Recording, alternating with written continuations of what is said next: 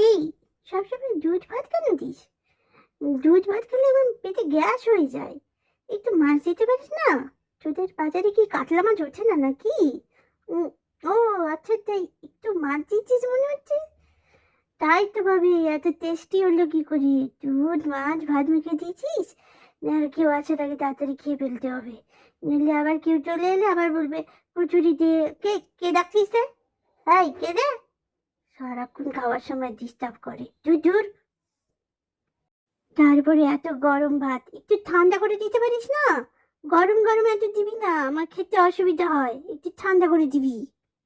কুতুরি, কি করছিস রে কুতুরি?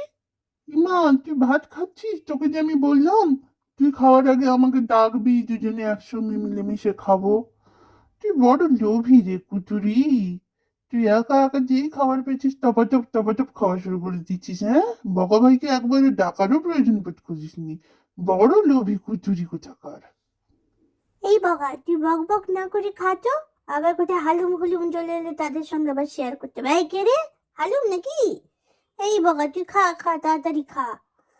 এ বাবা, তোর দ্বিতীয় আছে, আবার পালাতে হবে এক্ষুনি। বাবারি বাবারি।